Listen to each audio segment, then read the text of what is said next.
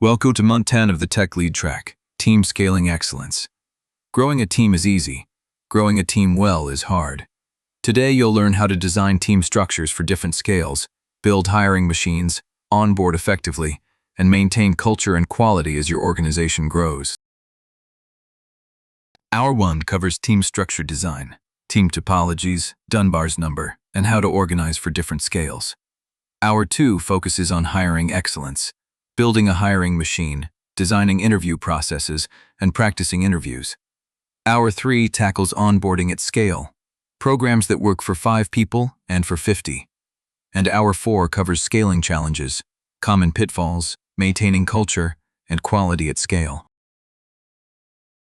By the end of today, you'll be able to design team structures for different scales. You'll create effective hiring processes for engineering roles. You'll onboard new team members successfully. You'll navigate the challenges of rapid team growth. And you'll maintain culture and quality during scaling. These skills separate tech leads who are good individual contributors from those who can build and scale organizations. Team Topologies defines 4 fundamental team types, each with a clear purpose. Stream-aligned teams own an end-to-end flow of work, a product, a feature area, a customer segment. They're the primary team type and should be optimized for fast delivery. Enabling teams help stream-aligned teams acquire new capabilities. They're temporary. They teach, then disband. Think platform teams that build shared infrastructure. Complicated-subsystem teams own a specific technical domain that requires deep expertise, a machine learning pipeline, a real-time engine, a complex algorithm. They protect stream-aligned teams from unnecessary complexity. Platform teams provide self-service capabilities that stream-aligned teams consume. Infrastructure, CI, CD, observability. They reduce cognitive load on delivery teams. The key insight: team topology should follow the software architecture, not the other way around. Conway's law works both ways. Robin Dunbar's research shows that humans can maintain stable social relationships in predictable group sizes. These map directly to team scaling. 5 to 9 people, the sweet spot for a single team. Everyone knows everyone. Communication is direct. Trust is high. This is where you want your core teams. 12 to 15 people, a single team starts to fragment. Subgroups form. Communication becomes indirect. You need a team lead, not just a tech lead. 20 to 50 people, a department, multiple teams with shared goals. You need managers, not just leads. Cross-team coordination becomes a job function. Beyond 50, an organization. You need directors, VPs, and formal processes. Culture becomes codified, not assumed. The 2-pizza rule. If you can't feed the team with 2 pizzas, the team is too big. At the single team level, 6 to 10 people, you have 1 tech lead, no formal sub-teams, and direct communication. This is the easiest scale to manage. At the squad level, 10 to 20 people, you form 2 to 3 squads with a shared tech lead. Squads own specific areas but share standards and practices. At the department level, 20 to 50 people, you have multiple squads, a department lead, and formal cross-team processes. Architecture reviews, shared roadmaps, and coordination meetings become necessary. Each scale requires different leadership skills. What works for a single team breaks at the squad level. What works at the squad level breaks at the department level. You have to evolve your leadership as the team grows. A hiring machine is a repeatable process that consistently attracts, evaluates, and closes great candidates. 4 components: sourcing. Where do candidates come from? Referrals, inbound applications, outbound sourcing, and university partnerships. Each has different quality profiles and costs. Employer brand. Why would someone want to work here? Engineering blog, open source contributions, conference talks, and Glassdoor reviews. Your brand is what people say about you when you're not in the room. Funnel metrics. How many candidates at each stage? Track application to screen, screen to interview, interview to offer, offer to acceptance.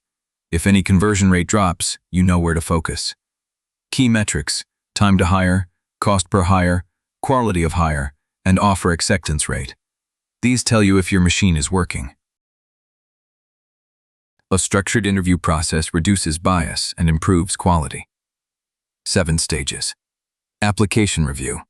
Does the candidate meet minimum requirements? Recruiter screen. Is there mutual interest? Technical screen. Can they code at a basic level? Technical interview. Do they have the skills for this role? System design.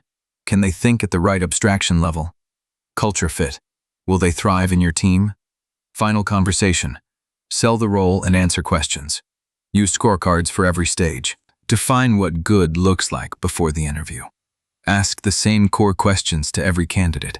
Calibrate across interviewers regularly. The most common mistake. Unstructured interviews where each interviewer asks whatever they want. This leads to inconsistent evaluation and unconscious bias.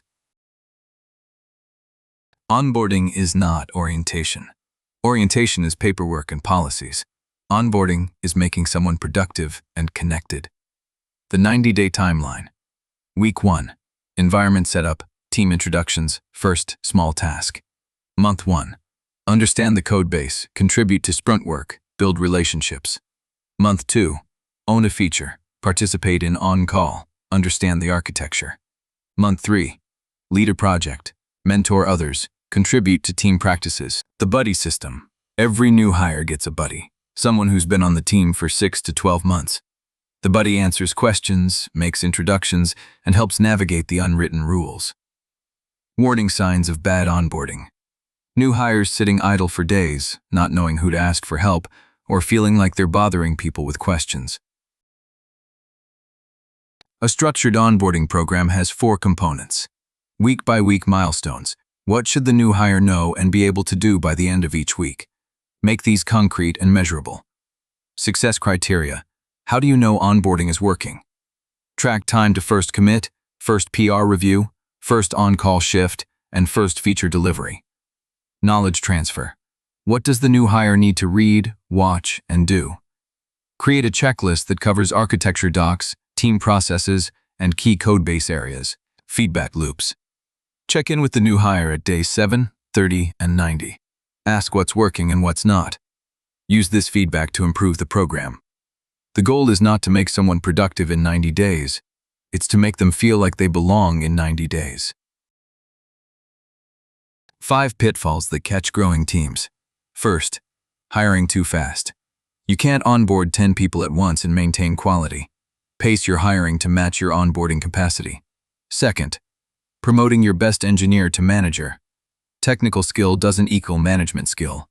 Offer a technical leadership track, not just a management track. Third, losing the culture. When you double in size, half your team has less than 6 months of tenure. Culture transmission becomes critical. Fourth, creating communication overhead. More people means more communication channels. Add structure, stand-ups, written updates, decision records to keep communication efficient. Fifth, not investing in tooling. What worked for 5 people breaks at 20.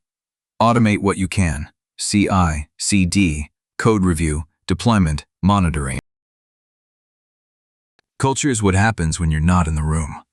During rapid growth, you're in the room less and less. 3 strategies. Define your values explicitly. Write them down. Share them in onboarding. Reference them in decisions. Values that aren't documented aren't values, they're habits. Identify culture carriers. These are the people who embody your values and transmit them to others. Protect them. Give them influence. Make sure they're in the room when decisions are made. Create rituals. Regular practices that reinforce values. Code review kudos. Blameless postmortems. Architecture discussions. Demo days. Rituals are how culture survives growth. Health signals to watch. Are new hires adopting the values? Are veterans modeling them? Is the culture evolving or eroding? Quality degrades as teams grow unless you invest in it. Code quality. Automated linting, formatting, and static analysis catch issues before review. Code review standards ensure consistency across teams. Architecture reviews prevent drift. Knowledge transfer. When teams split, knowledge gets siloed. Document decisions, create runbooks, and rotate people across teams.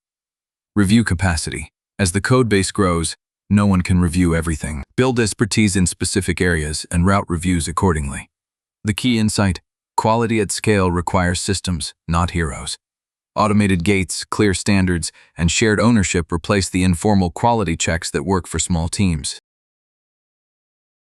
3 case studies of successful scaling.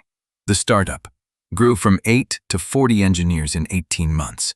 Key moves: defined team topologies early, invested in platform team, maintained 30-minute onboarding target. Result: delivery speed increased despite quadrupling team size. The enterprise reorganized from component teams to stream-aligned teams. Key moves: mapped value streams, created enabling teams for platform capabilities, reduced cross-team dependencies. Result: time to market dropped from 6 months to 6 weeks. The scale-up maintained culture through 3x growth. Key moves: documented values explicitly, hired culture carriers intentionally, created onboarding buddy program. Result: employee satisfaction scores held steady through the growth. The common thread: intentional design beats organic growth every time. Your challenge has 4 deliverables, each worth 25 points. First, design a team structure for a 30-person engineering organization. Use team topologies and justify each team type and boundary. Second, create an interview process for a senior engineer role. Include stages, scorecards, and calibration guidelines. Third, build a 90-day onboarding program. Include weekly milestones, success criteria, and feedback mechanisms.